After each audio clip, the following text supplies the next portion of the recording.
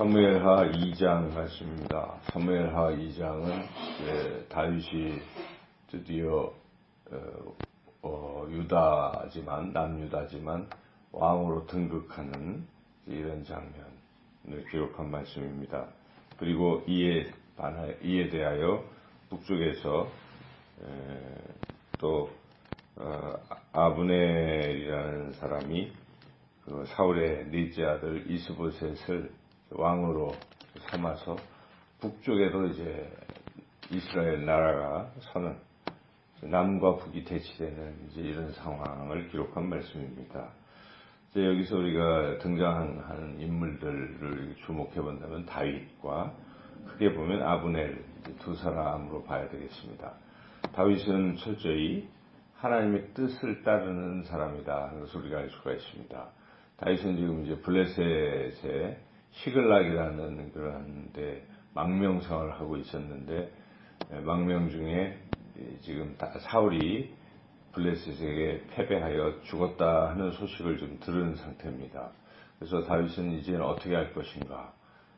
물론 돌아가고 싶은 마음도 있고 그러겠죠. 그렇지만 철저히 자기 마음 먹는 대로 자기 뜻대로 하는 것이 아니라 하나님께 자기의 그를 맡기고 여쭤본다 하는 것, 이게 참 중요한 것이죠. 그래서 오늘 이제 다윗은 하나님께 내가 유다 성으로 돌아가야 되는가요? 라고 먼저 묻죠. 그럴 때 하나님께서 그래 다시 유다로 돌아가라 라고 말씀하시고, 그러자 다윗은 어디로 갈까요? 구체적인 장소까지 하나님께 여쭙고 하나님이 헤브론이라고 말씀을 해주셨습니다. 자, 우리가 이제 신앙생활 할 때 항상 우리 중요한 문제들이, 이거 지금 굉장히 중요하죠. 다윗은 자기 인생의 어떤 미래를 결정하는 중요한 문제인데, 그때 하나님 앞에 이렇게 여쭤보는 것이 제가 뭘 해야 되겠습니까? 또 어떻게, 어디로, 어디서, 이런 구체적인 것들을 하나님께 여쭙는 그러한 우리의 태도가 필요하겠습니다. 항상 기도하며 하나님의 뜻을 깨닫고, 그리고 그것이 하나님의 뜻을 알면 그 뜻에 절대적으로 또 순종하고 나아가는 그 길이 인간적 생각으로 불리하고 그럴지라도 가는 거죠. 왜 하나님께서는 결코 다윗을 불리한 그런 인도하시는 분이 아니십니다. 하나님께서 헤브론으로 가라 하셨는데, 헤브론의 지리적 위치는 최남단에 있습니다. 이스라엘의 남단.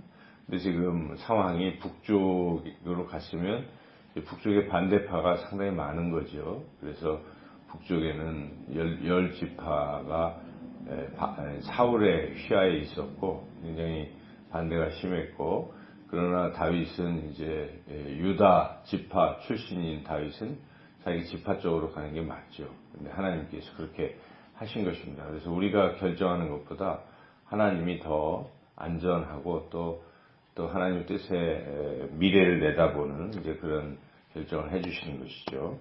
그래서 다윗은 하나님의 뜻에 따라 헤브론으로 갔더니 거기에 모여있던 유다 사람들이 다윗을 이제 왕으로 기름 부어 세운다 하는 것이죠. 다윗이 스스로 내가 왕이다 한 것도 아니고 그 사람들이 와서, 유다 족속이 와서 이제 그렇게 했다 하는 유사제를 보면 유다 사람들이 와서 거기서 다윗에게 기름을 부어 유다 족속의 왕으로 삼았더라.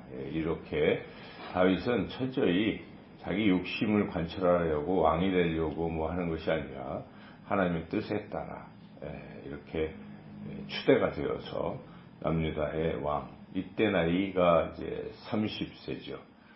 약 15세부터 이미 그때 기름 부음을 받았지만 15년이라는 긴 세월 후에 하나님께서 다윗을 이제 왕으로 세워주신 것인데, 하나님께서 바로 남과 북의 통합 왕으로 다윗을 세워주시지 아니하시고 유다 지파의 왕으로 이렇게 세워주시고, 이후로 다윗은 7년 6개월이 지난 후에 남북 통일된 그런 전체의 이스라엘의 왕으로 이제 되죠. 근데 7년 6개월이라는 기간이 또 있다는 것을 우리가 생각해 본다면 하나님께서는 아직도 다윗을 좀 더 훈련시키시고 하는 이런 시간이 필요한 거죠. 그래서 다윗이 과연 이제 소년 다윗일 때, 청년 다윗일 때 싸움터에 나가서 하던 다윗에서 이제 명실공히 한 나라의 왕이 되었을 때 또 다윗이 어떠해야 하는가, 또 어떠한지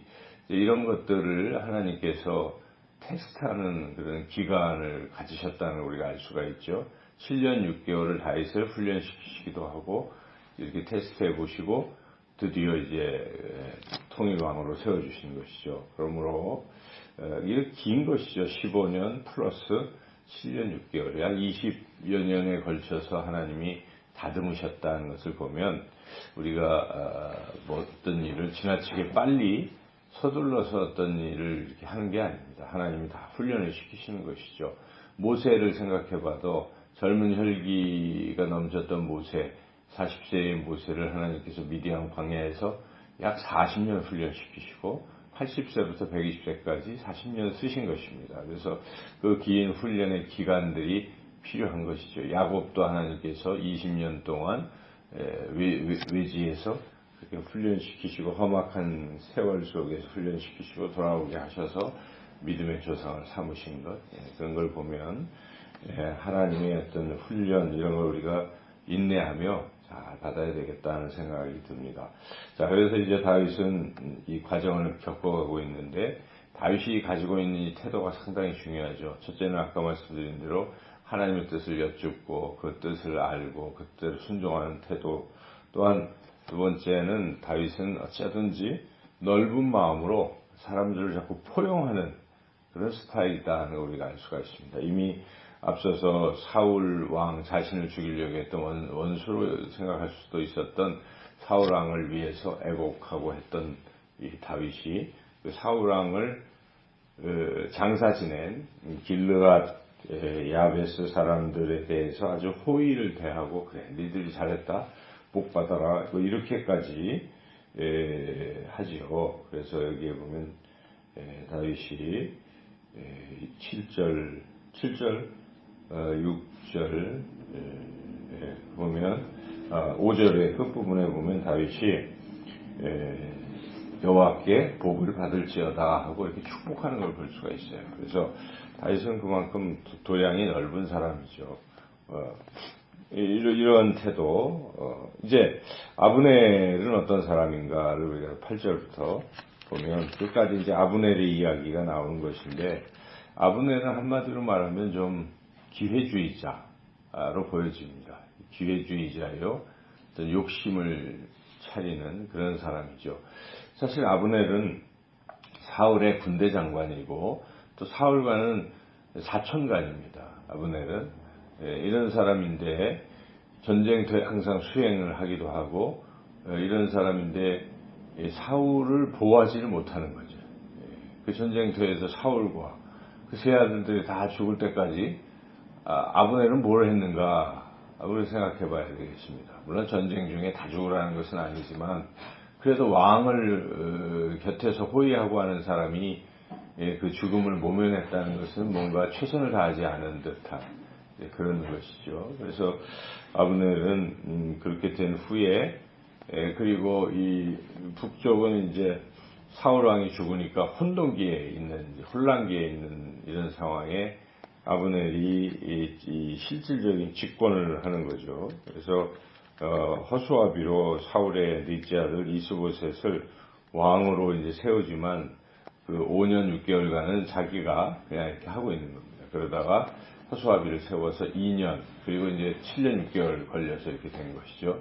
그래서 그런 어떤 태도, 기회주의자적인 그리고 또 어떤 욕심 이런 걸 우리가 읽어볼 수가 있는데 이제 아브넬이 또 싸움을 겁니다. 전쟁을 또 하는 거죠. 남과 북이 이제 대치된 상황에 남쪽에 다윗의 충성스러운 신하인 요압과 이 사람들이 이제 기브온에 이렇게 있는데 저쪽에서도 아브넬이 자기 신하들을 데리고 맞서서 싸움을 거는 게 이제 아브넬이죠. 장수 싸움을 먼저 시키죠. 14절에 보면 아브넬이 요압에게 야 우리 저 청년들 12명씩 뽑아가지고 한번 겨뤄보자. 이게 이제 소위 그 대장 싸움을 시키는 거죠. 그리고 패배합니다. 패배하고 이제 쫓겨가는 거죠. 그래서 아브넬과 이스라엘 사람들이 패했다. 17절에 보니까. 그렇게 해서 패해서 거의 이제 죽게 됐을 때 또 손을 내밀어서 아브넬은 요압한테 이제 그만 싸우자.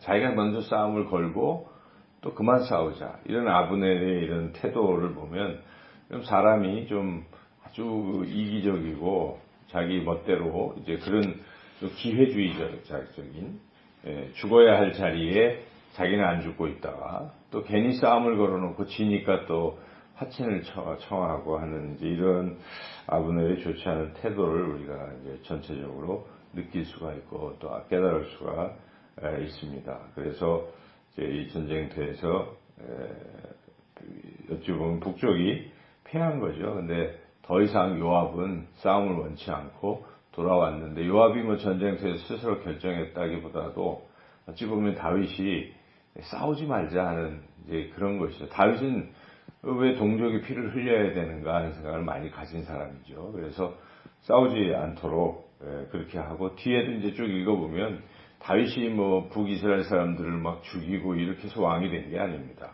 그냥 기다리는 거죠. 기다렸을 때 북쪽 사람들이 오히려 다윗을 이렇게 왕으로 추대하는 그렇게 되는 거죠.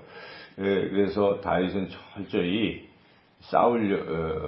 피를 흘리려고 하지 않고 평화적인 방법으로 그리고 하나님의 뜻대로 인내하고 기다리고 넓은 아량으로 품어가는 이제 이러한 모습을 우리가 오늘 본문을 통해서 깨달을 수가 있습니다. 우리는 이 다윗의 이러한 태도를 우리가 마음에 품고 항상 하나님의 뜻을 여쭙고 또 인내하고 싸우려고 하지 말고 넓은 아량으로 비록 적처럼 보이는 사람들도 자꾸 품고 가는 이것이 하나님의 사람의 모습이요 하나님의 뜻을 이룰 수 있는 그런 사람의 모습입니다. 오늘도 그러한 삶으로 살아가시기를 주님의 이름으로 축원합니다.